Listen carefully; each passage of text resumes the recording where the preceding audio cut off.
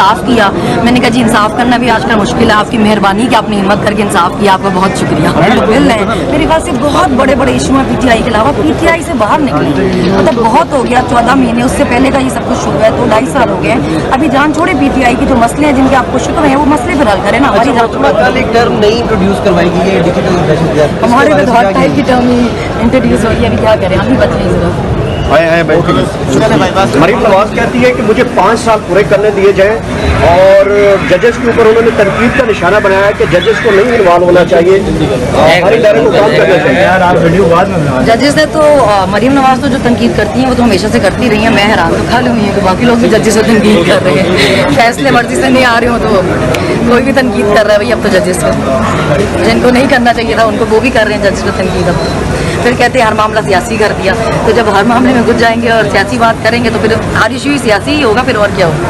अच्छा, बाकी खवातीन भी रिहा हुई हैं लेकिन आपको कुछ ज़्यादा ही पीटीआई वाले प्रोटोकॉल दे रहे हैं, क्या वजह? जी मैं चाहती थी कि जब मुझे कभी मौका मिले तो मैं मरीम नवाज का खास शुक्रिया अदा करूं कि जो कोई भी उनका एडवाइज़र है, मेरी तरफ से बहुत शुक्रिया आपका।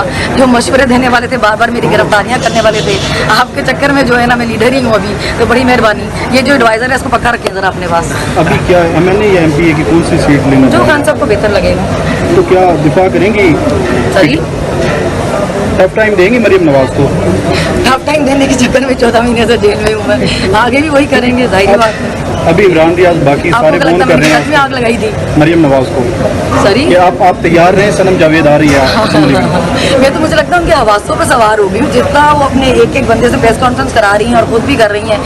मतलब चले पहले आप इस तरह की हरकतें करती हूँ, अभी आपको जिस तरह भी मिली है, आप CM है, मतलब थोड़ा तो उसकी इज्जत रखें अपने ओहदे की, अपनी कुर्सी की। अभी पर्सनली हो जाए और उसको आके मतलब और किसी का केस सुप्रीम कोर्ट में नहीं है, मेरे के लिए अगर चैलेंज हुआ है तो मतलब इतनी खुलेआम चीज़ें करें तो फिर आप कहेंगे हम पे क्रिटिसाइज ना किया जाए, तो फिर इस तरह जब खुले हम चीज़ें करेंगे फिर बातें भी सुनेंगे, फिर अपनी बारी इनको मसला पड़ जाता है, बातें लगाओ तो फिर ये पर्चे हो जाते हैं दहशतगर्दी के। अच्छा सनम जावेद ये बताइएगा कि मरीम नवाज कहती थी कि वो रास्ता मुझे आता है, उसमें जो है सेल्फ रिस्पेक्ट कुर्बान करनी पड़ती है, और फिर उन्होंने कहा कि मैं आज अभी मैंने एक्चुअली उनका वही इंटरव्यू कोट किया था, वो जो उन्होंने बोला था, मुझे एग्जैक्ट तो याद नहीं था कि पता नहीं, मुझे पता है कि जोड़ना पड़ता है हाथों को और पता नहीं क्या झुकाना पड़ता है और ये वो करके मैंने वही कोट किया था, पता नहीं लोग और इतना ऑफेंड हो गए। बहरहाल उन्होंने ये रास्ते खुद बताए हुए हैं कि मुझे आते हैं, हमें तो हमने तो कभी क्लेम किया ही नहीं ना, हम तो हमने कभी कहा ही नहीं कि माफिया लेके निकले हैं। हमें तो अभी भी इतने मुकदमों में होने के बाद भी यहाँ से कोर्ट से बाहर नहीं निकल रही हुई कि पहले गाड़ी आए तो फिर ही बैठ के जा सकें, कोई पता नहीं बाहर पकड़ने वाले बैठे हों। तो हाँ, हम माफिया मांग के निकले नहीं है तो हमें पता भी नहीं। इमरान खान साहब से मुलाकात करने के लिए जा रही हैं? देखिए अगर वो मिलना चाहें तो खान साहब की मर्जी है, मैं तो कहूँगी मिले। आपने कोई दरखास्त दी है कि मैं खान साहब से मिलना चाहता हूँ? मैंने तो नहीं दी। अच्छा, इसके अलावा जो अभी खवातीन मैम अभी जो खवातीन जेल में हैं उनको क्या पैगाम देंगे? आप तो बाहर आ अभी गई हैं। सिर्फ आलिया हमजा मलिक और डॉक्टर यास्मीन राशिद जेल में है। मैं चीफ जस्टिस साहब से कहना चाहूँगी, चीफ जस्टिस ऑफ पाकिस्तान से, कि बराए मेहरबानी आप इन खवातीन के बारे में कुछ सोचें, इनके बारे में कुछ करें। ये 14 महीनों से जेलों में है, कोई सजा नहीं हुई थी, कुछ साबित नहीं होगा। हम रिमांड हमारे 14 महीनों पे गए हैं, हम कोई किसी सजा में जेल में नहीं थे, कभी फिजिकल या कभी जुडिशियल, पर हम 14 महीनों से रिमांडों पे जेल में। तो प्लीज़ इसको ज़रा देखें।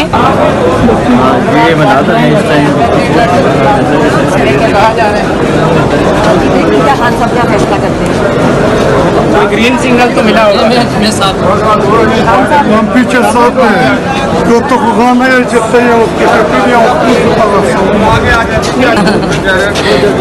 और पीछे भी देखो कटे शटे में नहीं गिरना। हाँ अभी भी कल भी गिरा था। अच्छा तुम कल जो इकरार किया गया तरीके साहब के सेंट्रल सेक्रेटरी पीछे चलते जाते लेकिन आप एक जवाब दें, जो हालात हैं अमन अमान के और जो महंगाई के हालात हैं, जो बिजली के हालात हैं, अभी थोड़ी देर में रोकों को भी पेश किया जाएगा, आपको अपडेट देते रहेंगे। बहुत शुक्रिया। बात सुने आदि का 2 मिनट गाड़ी 12 बजे का टाइम अब मैं उसको कॉल करूँ। तो खान साहब से मुलाकात नहीं हुई, मगर जो उनको बेहतर लगे। चलते जाए थोड़ा लंबे हो जाए आप लोगों को अच्छा साथ में।